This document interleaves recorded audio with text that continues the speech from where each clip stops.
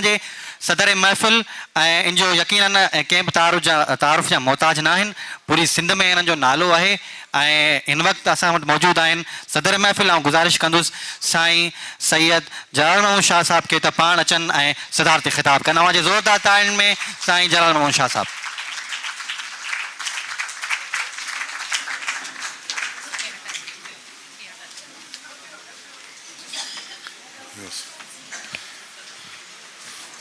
Madam शहजादी बुरगड़ी साहिबा, अदा अब्दुल अज़ीज़ बुरगड़ी साहब ऐं अब्दुल मतीन साहब, साईं मोहम्मद ख़ान बुरगड़ी साहब ऐं सभिनी खां अहम असांजो मोहम्मद हाशिम लगारी साहब। घणियूं ॻाल्हियूं सभु दोस्त करे विया। आऊं ॻाल्हियुनि खे वरजाईंदुसि कोन, न को तारीख़ खे वरजाईंदुसि। कुझु ॻाल्हियूं जेके नोट करण जूं आहिनि उहे ज़रूरु नोट कराईंदुसि।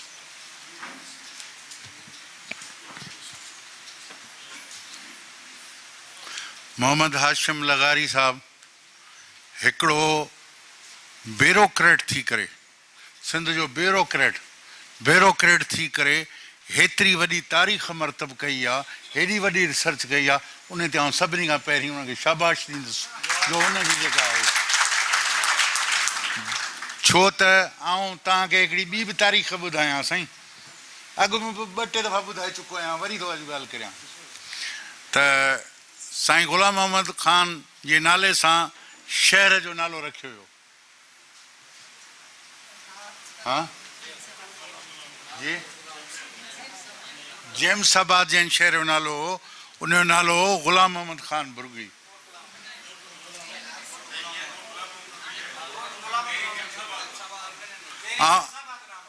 अदा थोरो तारीख़ ॿुधाइण, ॻाल्हि ॿुधाइण सम्झो न।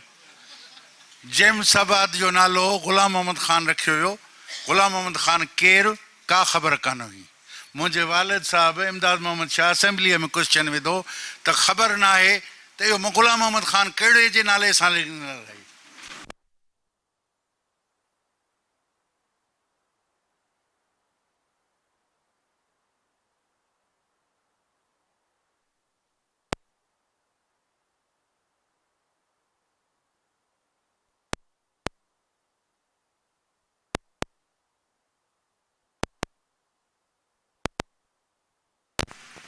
अमलन उहो कोन थी सघियो। वरी बि ग़ुलाम मोहम्मद ख़ान, वरी आउं असेंबली मेंबर थियुसि। मूंखे लिखी मोकिलियईं त बाबा इहो क्वेश्चन विझ। मूं असेंबलीअ में विधो, मूंखे चयो वियो त बाबा इहो ग़ुलाम मोहम्मद ख़ान बुरगड़ी आहे। त बाबा बुरगड़ी छो नथा लिखो? ग़ुलाम मोहम्मद ख़ान उहो जेको गवर्नर जनरल हो उहो आहे या ॿियो को आहे? इहा बि हिकिड़ी राय हुई त माना उनजे नाले सां आहे। पोइ ग़ुलाम मोहम्मद ख़ान बुरगड़ी जे लाइ असां वॾो ज़ोर विधो। ऐं दिलचस्प हिकिड़ी ॻाल्हि ॿुधायां, कामोरनि जी, सिंधी कामोरा पंहिंजे मुठ में पाण तिरकंदा आहिनि।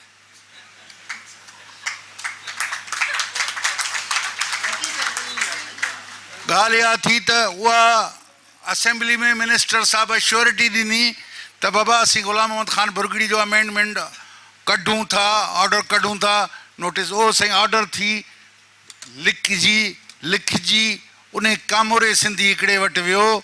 जेॾी महिल वियो त उहो नोटिफाए करे न। इंडस्ट्रीज़ जा जेका असांजा सिंध असेंबली जो सेक्रेटरी हूंदो हो, उहे ई कढंदा हुआ, नोटिफाए कंदा। त उहे न करे आख़िर में मूं हुनखे 3 दफ़ा 4 दफ़ा फ़ोन कई त बाबा तूं कढी छो नथो? ऐं सुठो नाले वारो ब्यूरोक्रेट हो, ऐं नालो हींअर कोन थो वठां, सुठो नाले वारो ब्यूरोक्रेट हो, उहो कढे न ऑर्डर। ऐं ऑर्डर न कढे छो? पंहिंजे मुठ में पाण पियो तिरके। त अलाए उन सां मुंहिंजी नौकिरी हली वेंदी, अलाए छा थींदो ग़ुलाम मोहम्मद ख़ान बुरगड़ी लिखण सां। अड़े बाबा जेका बि आहे रिस्पॉन्सिबिलिटी असेंबलीअ जी आहे, तुंहिंजी ज़िमेदारी कान्हे, तोखे त रुॻो एज़ इट इज़ कढणो आहे। पर साईं न कढियईं, न कयईं।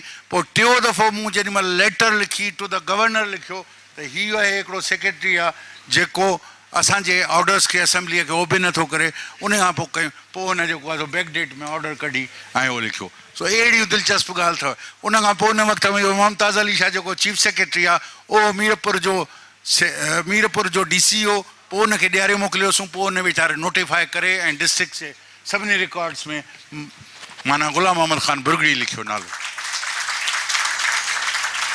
त इहा बि ॻाल्हि लिखूं था त हिकिड़े तरफ़ अहिड़ा ब्यूरोक्रेट आहिनि जेतिरो हेतिरो वॾो रिसर्च जो किताब था लिखनि, हिकिड़ा अहिड़ा आहिनि जेके नोटिफिकेशन जेको संदन रिस्पॉन्सिबिलिटी कान्हे उहे बि कमु कनि था। इहे बि सिंधी कामोरा आहिनि, यानी बेसबब पंहिंजे ॻाल्हियुनि खां ॾिजनि।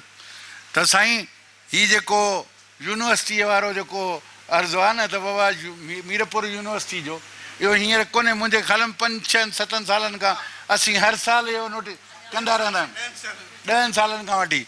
उन वक़्तु मज़हर अलॻ सिद्दीकी साहिबु आयो, हिकिड़े दफ़ा ससु हुई पलीजो साहिबा बि आई, वज़ीर हुई।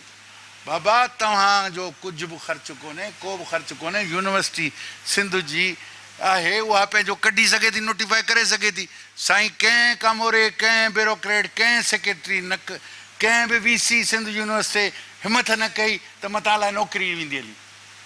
एतिरी हालत आहे त ग़ुलाम मोहम्मद ख़ान जो नालो लिखण ते उन्हनि जी नौकिरी हली वेंदी।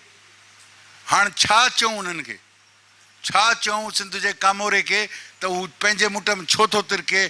बाबा छा आहे, तव्हांजो को मसइलो कोन्हे, ऐं इन लिखण सां का बि घटिताई कान थींदी, तव्हांजी इज़त वधंदी। जेको बि VC अगरि कंदो त चवंदा दादा हुन कयो, पर इहा मूंखे निहायत अफ़सोसी ॻाल्हि आहे, असांजे उन्हनि जी ॻाल्हि आहे। मूं तव्हांखे चयो त रुॻो मुख़्तलिफ़ ॻाल्हियूं ॿुधाईंदुसि, ऐं ग़ुलाम मोहम्मद ख़ान ते शख़्सियत ते छा लिखां।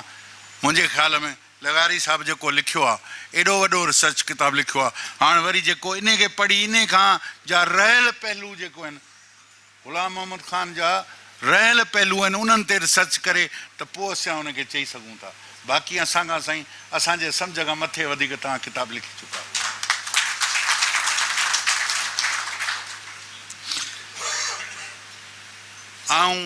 आयुसि पे हेॾां प्रोग्राम में त मुंहिंजी धीउ वेठल हुई जामशोरो में, मूंखां पुछियईं त बाबा केॾां था वञो? मूं चयो बाबा प्रोग्राम में पियो वञा ग़ुलाम मोहम्मद ख़ान बुरगड़ी। चई ग़ुलाम मोहम्मद ख़ान बुरगड़ी केरु हो? मूंखां चई ग़ुलाम मोहम्मद ख़ान बुरगड़ी केरु हो? ॿुधायो मांसि इहो। मूं चयो सिंध जी बम्बई खां आज़ादीअ जो अलमबरदार हो, इहो ग़ुलाम मोहम्मद ख़ान बुरगड़ी। चई बाबा असां त पढ़ियो ई कोन्हे, असांखे त ख़बर ई कोन्हे, नालो ई कोन्हे ख़बर।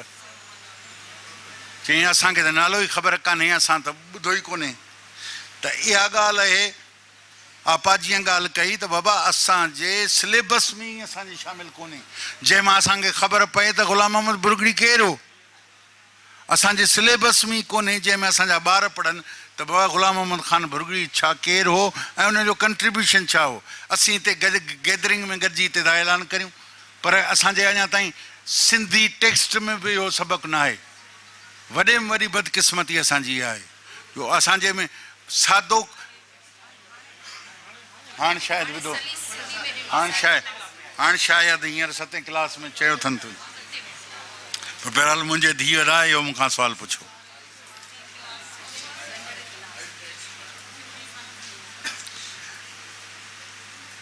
साईं GM सैयद रईस ग़ुलाम मोहम्मद ख़ान बुरगड़ी लाइ पंहिंजो किताबु जीअं ॾिठो आहे, पंहिंजो जनब गुज़ारिम जिनसी चैप्टर्स साईं 4 चैप्टरनि में विरायो। उन में हिकिड़ो चैप्टर लिखियो हुअईं क़ौमी कारकुन। क़ौमी कारकुन में नंबर 1 ते साईं उनखे तरजीह ॾिनी आहे त क़ौमी कारकुन माना इन मां अंदाज़ो करियो त क़ौमी कारकुन जी अहमियत केतिरी आहे। क़ौमी कारकुन जी अहमियत केतिरी आहे जो ग़ुलाम मोहम्मद ख़ान बुरगड़ी जहिड़ो क़ौमी कारकुन आहे। इहा ॻाल्हि ज़ाहिर थी करे हुनजी वॾाई, हुनजी अज़मत। अफ़सोसी ॻाल्हि आहे त असांजी हिकिड़ी डिप्टी स्पीकर साहिबा हुई, सा वई बॉम्बे हींअर पोयूं मुशरफ वारे टाइम में। सो उनखे बम्बई वारनि उनखे कुंजी ॾिनी। कुंजी ॾिनऊं चई मूं चयो छाजी कुंजी आहे पुछियोमांसि मैडम खां चईं असांजो सिंध जेको आहे न सो उहो बम्बे जो हिसो रहियो उन करे उन्हनि कुंजी ॾिनी त असीं तव्हांखे कुंजी था ॾियूं मूं चयो तूं त ग़ुलामीअ जी वठी आई आहीं कसम कुंजी वठी आई आहीं असां त वॾी वॾी जिदोजहद खां पोइ उन मां आज़ादी हासिलु कई तव्हां वरी कुंजी वठी आया आहियो त वरी इन माना इन जी सो इहे ॻाल्हियूं बि सम्झण जिन खे तारीख़ ख़बर हूंदी त उनजे लाइ का अहमियत बि आहे जंहिंजे लाइ तारीख़ न आहे त उनजे लाइ सभु इहे गैर अहम शयूं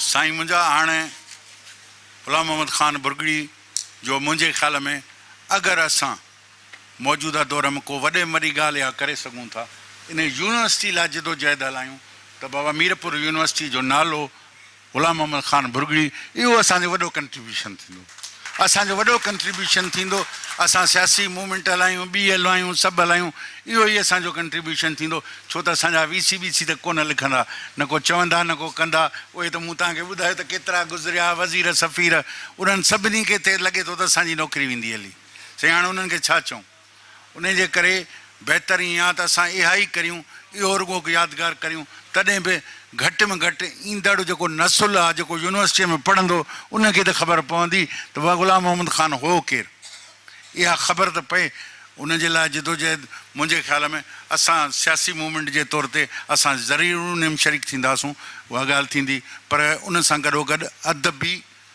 अदबी ऐं सियासी सभु हल्का करियूं त जीअं उनजे लाइ असां करियूं मुंहिंजे ख़्याल में इहा ई ॻाल्हि आहे जंहिंखे ॻाल्हि करियूं था बाक़ी ग़ुलाम मोहम्मद ख़ान ख़ुदि एॾो वॾो माण्हू हो ऐं अदे जे नालो नौजवान हो हिकिड़ो मसरूर शाह ॾाढी कंपेरेटिव स्टडी सुठी हुई हुनजी ॾाढी सुठी हुई ऐं हुन जेका कई मूंखे लॻे थो त पढ़ियल लिखियल ऐं पढ़ियल हो पढ़े थो ॼाणे थो जीअं हुन स्टडी कई त बाबा ग़ुलाम मोहम्मद ख़ान जी जेका पहिरियों दौर हो जंहिंमें ग़ुलाम मोहम्मद ख़ान हो उन वक़्त में मुस्लिम हिंदू तज़ाद हो ई कोन सिंध जे आज़ादीअ जी तहरीक हली छो त 24 में गुज़ारे वियो 24 में गुज़ारियो 27 में हरचंद राय विशनदास जेको हुनजो दोस्त हो उहो ई फिरी वियो ॿिया त ठहियो माना सिर्फ़ु ग़ुलाम मोहम्मद ख़ान जे वफ़ात जेका 1924 में थी उन वक़्त ताईं सिंधुई मुस्लिम हिंदू सभु एकता हुई ऐं गॾियल जिदोजहद हुई त सिंध खे बम्बई खां आज़ादी ॾियारिजे पर जीअं ई